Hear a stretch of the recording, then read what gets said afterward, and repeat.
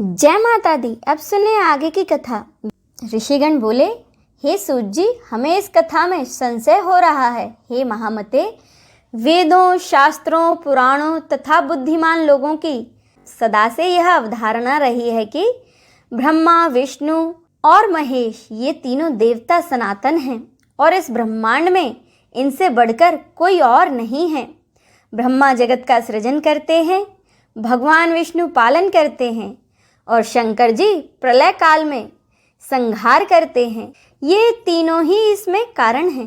ब्रह्मा, विष्णु और महेश ये तीनों देवता एक ही मूर्ति के तीन स्वरूप हैं।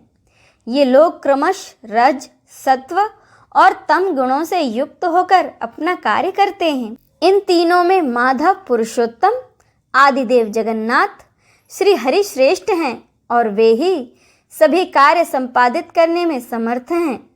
अनुपम तेज वाले भगवान विष्णु से बढ़कर सर्वसमर्थ अन्य कोई भी नहीं है। उन जगतपति भगवान विष्णु को योग माया ने विवश करके भला कैसे सुला दिया। उस समय उन विष्णु की चेतना कहाँ चली गई थी और उनके जीवन की चेष्टा कहाँ लुप्त हो गई। हे महाभाग, हमें इसमें बहुत ही संदेह हो रहा है। आप हमारे इस संदेह को दूर करने की कृपा करें। जिस शक्ति के विषय में आप पहले बता चुके हैं कि उसने भगवान विष्णु को पराभूत कर दिया था, वह शक्ति कौन सी है? वह शक्ति कहाँ से उत्पन्न हुई, शक्ति संपन्न कैसे हुई तथा उसका स्वरूप क्या है? हे सुव्रत, यह सब हमें स्पष्ट रूप से बतलाइए। जो भगवान विष्णु हैं वे तो सबके ईश्वर हैं। वासुदेव जगत के गुरु, परमात्मा, परम आनंद स्वरूप तथा परम आनंद की साक्षात मूर्ति हैं। सब कुछ करने में समर्थ, सबका पालन करने वाले, सभी चराचर का सृजन करने वाले, रजोगुण से रहित, सर्वव्यापी और पवित्र हैं। वे परात्पर विष्णु निद्रा की परतंत्रता में कैसे आबद्ध हो गए, इसमें हमें संदेह है। हे सूत जी, हे व्यास शिष्य, हे महामते, आप अपने ज्ञान रूपी खड्ग से हमारे संदेह को नष्ट कर दीजिए। सूत जी बोले, हे मुनिजनों, इस चराचर जगत में कौन ऐसा है जो इस शंका का समाधान कर सके, जबकि ब्रह्मा के पुत्र सनकादि मुनि तथा नारद, कपिल आदि भी इस विषय में मोहित हो जाते हैं। हे मुनि श्रेष्ठ, हे महाभाग, इस जटिल समस्या के समाधान में मैं क्या कहूँ। देवताओं में भगवान विष्णु ही सर्वव्यापी एवं सभी भूतों के रक्षक कहे गए हैं। उन्हीं से इस चराचर समस्त विराट संसार की सृष्टि हुई है। वे सभी देवता परात्पर परमात्मा को नमस्कार करके नारायण, ऋषिकेश, वासुदेव, जनार्दन रूप में उनकी उपासना करते हैं। कुछ लोग महादेव, शंकर, शशिशेखर, त्रिनेत्र, पंचवक्त्र, शूलपाणी और वृषभ ध्वज के रूप में उन्हीं की उपासना करते हैं। सभी वेदों में भी कपर्दी, पंचवक्त्र, कैलाशवासी, सर्वशक्ति संपन्न, भूत गणों से सेवित एवं दक्ष यज्ञ विध्वंसक आदि नामों से उनका गुणगान किया गया है। हे महाभागों, वैदिक विद्वान लोग सूर्य आदि नामों से भी नित्य प्रातः, सायं तथा मध्यकाल में संध्या करते समय विविध प्रकार की स्तुतियों से उन्हीं की प्रार्थना करते हैं। सभी वेदों में सूर्य उपासना श्रेष्ठ कही गई है तथा उन महात्मा का नाम परमात्मा कहा गया है। वेदों में सर्वत्र वेद यज्ञों द्वारा अग्निदेव की भी स्तुति की गई है। वहाँ त्रिलोकेश इंद्र, वरुण तथा अन्य देवताओं की भी स्तुति की गई है। जिस प्रकार गंगा अनेक धाराओं में विद्यमान रहकर प्रवाहित होती है, उसी प्रकार महर्षियों द्वारा भगवान विष्णु सभी देवताओं में विद्यमान बताए गए हैं।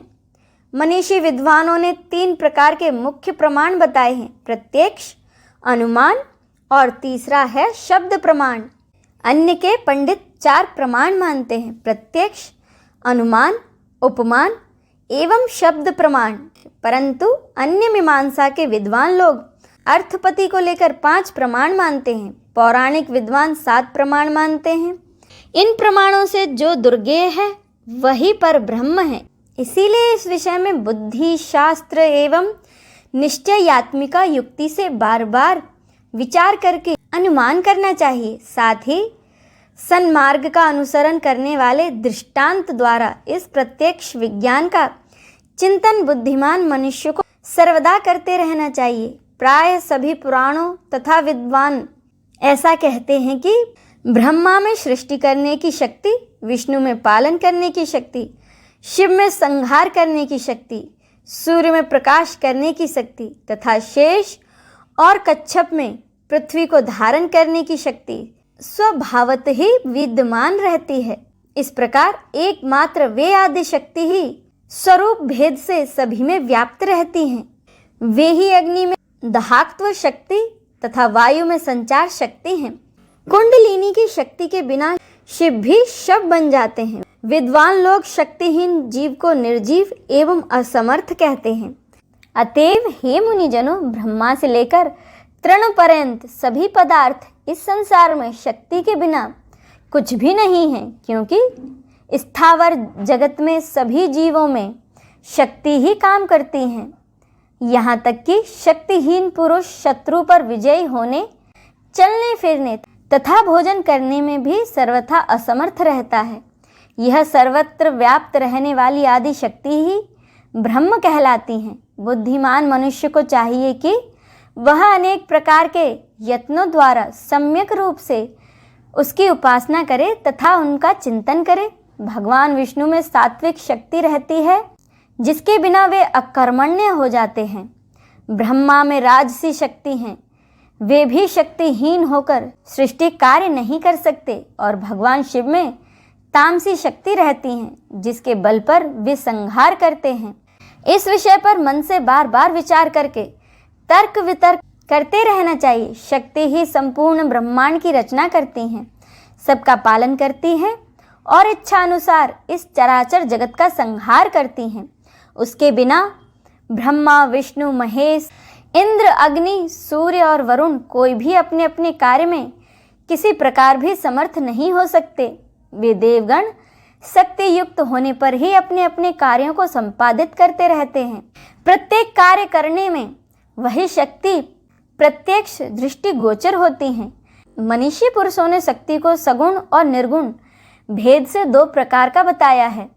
सगुणा शक्ति की उपासना आसक्त जनों और निर्गुण शक्ति की उपासना अनासक्त जनों को करनी चाहिए। धर्म, अर्थ, काम और मोक्ष, इन चारों पदार्थों की स्वामिनी वे ही निर्विकार शक्ति हैं। विधिवत पूजा करने से वे सभी प्रकार के मनोरथों को पूरा करती हैं। सदा माया से घिरे हुए अज्ञानी लोग उस महाशक्ति को जान नहीं पाते। यहाँ तक कि कुछ विद्वान पुरुष उन्हें जानते हुए भी दूसरों को भ्रम में डालते हैं। कुछ मंद बुद्धि पंडित अपने उदर की पूर्ति के लिए कली से प्रेरित होकर अनेक प्रकार के पाखंड करते हैं। हे महाभागों, इस कलिकाल में बहुत प्रकार के अवैदिक तथा भेद मूलक धर्म उत्पन्न होते हैं। वे दूसरे युगों में नहीं होते। स्वयं भगवान विष्णु भी अनेक वर्षों तक कठोर तप करते हैं और ब्रह्मा तथा शिव भी ऐसा ही करते हैं। ये तीनों देवता निश्चित ही किसी का ध्यान करते हुए कठिन तपस्या करते रहते हैं। इसी प्रकार अपनी इच्छाओं की पूर्ति के लिए ब्रह्मा, विष्णु, महेश, ये तीनों देवता अनेक प्रकार के यज्ञ सदा करते रहते हैं। वे उन पराशक्ति ब्रह्म नाम वाली परमात्मिका देवी को नित्य एवं सनातन मानकर सर्वदा मन से उन्हीं का ध्यान करते हैं। हे मुनि श्रेष्ठ, सब शास्त्रों का यही निश्चय जानना चाहिए कि दृढ़ निश्चयी विद्वानों के द्वारा वे आदि शक्ति ही सदा सेवनीय हैं। यह गुप्त रहस्य मैंने वेद व्यास जी द्वारा सुना है, जिसे उन्होंने नारद जी से, नारद जी ने अपने पिता ब्रह्मा जी से और ब्रह्मा जी ने भगवान विष्णु के मुख से सुना था। इसीलिए विद्वान पुरुषों को चाहिए कि वे न तो किसी अन्य की बात सुने और न माने तथा दृढ़ निश्चय से सर्वदा शक्ति की ही उपासना करें। शक्तिहीन असमर्थ पुरुष का व्यवहार तो प्रत्यक्ष ही देखा जाता है। इसीलिए सर्वव्यापिनी आदि शक्ति जगत जननी भगवती को ही जानने का प्रयत्न करना चाहिए। अब इससे आगे की कथा का रसपान हम अगले अध्याय में करेंगे। जय माता दी।